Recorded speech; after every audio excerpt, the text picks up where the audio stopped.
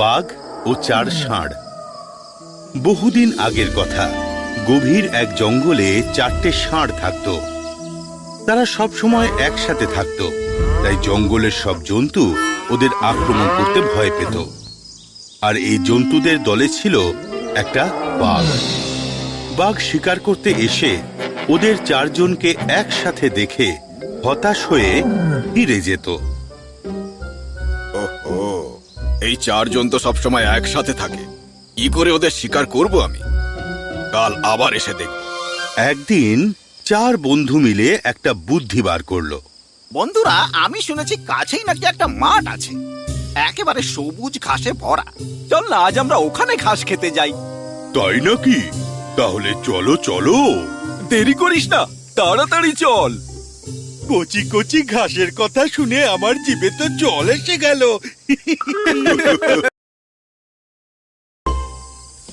4 বন্ধু সেই মাঠের দিকে রওনা দিল। রাস্তায় ওদের শিয়ালের সঙ্গে দেখা হলো, কিন্তু ওদের দেখেই শিয়াল লেজ গুটিয়ে পালিয়ে গেল। মনের আনন্দে এগিয়ে চলল। কিছুক্ষণের মধ্যেই ওরা সেই মাঠে পৌঁছে গেল। 4 জনেরই খুব খিদে পেয়েছিল, আর ওরা যেই ঘাস খাওয়া শুরু করতে যাবে, ওদের মধ্যে একজন বলে উঠল, পেটুক, তুই এক কাজ কর, আমরা যতক্ষণ ঘাস খাবো ততক্ষণ তুই এখানে দাঁড়িয়ে পাহারা দিস। কি? আমি কেন পাহারা দেব? আমারও তো ভীষণ খিদে পেয়েছে। তোর তো অনেক সময় লাগবে, আমাদের খাবার পর তুই শান্তিতে খেয়ে নিস। আমি কি তোদের চাকর নাকি? আমি পাহারা দিতে পারবো না, আমিও তোদের সাথেই খাবো। ঠিকই তো, ও একা এখানে দাঁড়িয়ে থাকবে, এটাও তো ভালো কথা নয়। তাহলে তুই পাহারা দে। তুই নিজেকে ভাবিসটা কি বলতো? তুই যা বলবি তাই হবে নাকি? আমাকে নিয়ে যদি এতই সমস্যা, আমি চলে যাচ্ছি। সব সময় শুধু হুকুম করা। হ্যাঁ হ্যাঁ, তুই সবসময় এইরকমই করিস। তোদের যদি আমার দরকার নেই, আমারও তোদের দরকার নেই। চল যা। হ্যাঁ, যা যা, আমার কাউকে দরকার নেই, আমি একাই এখানে থাকতে পারবো। চলে যাও সবাই। এইভাবে 4 বন্ধুর ঝগড়া হয়ে গেল। এদিকে বাঘ এই সুযোগের অপেক্ষাতেই ওদের আশেপাশে ঘুরে বেড়াতো, যে কবে এই 4 জন আলাদা হবে আর ও ওদের শিকার করবে।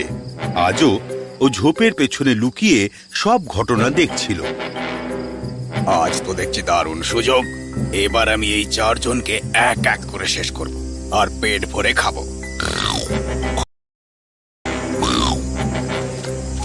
4 বন্ধু আলাদা আলাদা দিকে ঘাস খেতে চলে গেল, আর সুযোগ পেয়েই বাঘ ওদের উপর ঝাঁপিয়ে পড়ল আর এক এক করে 4 জনকেই মেরে ফেলল। যতদিন ওরা একসাথে ছিল, কেউ ওদের ধারে কাছে ঘেঁষতে সাহস পেত না। কিন্তু আজ ঝগড়া হতেই ওদের নিজেদের জীবন হারাতে হলো। এই জন্যই তো বলে যে একতাই বল। তাহলে বাচ্চারা, আমি তোমাদের বলতাম না যে আমাদের সব সময় মিলেমিশে থাকতে হবে। যদি তোমরা যে কোনো বিপদে একসাথে মোকাবিলা করো, তাহলে সারা জীবন তোমাদের কেউ কোনো রকমের ক্ষতি করতে পারবে না, আর নিশ্চিতভাবে জয় তোমাদেরই হবে। পরি, তুমি একদম ঠিক বলেছো। শোন, তুই কাল সোনুর সঙ্গে ঝগড়া করেছিলি না, যখন ও ফুটবল টিমের ক্যাপ্টেন হয়েছিল? হ্যাঁ, কিন্তু এখন ওর কাছে ক্ষমা চেয়ে নেব আমি। তারপর একসাথে খেলবো আর অন্য টিমকে হারিয়ে দেব। হ্যাঁ, একদম ঠিক বলেছো, কারণ একতাই হলো আমাদের সবচেয়ে বড় শক্তি।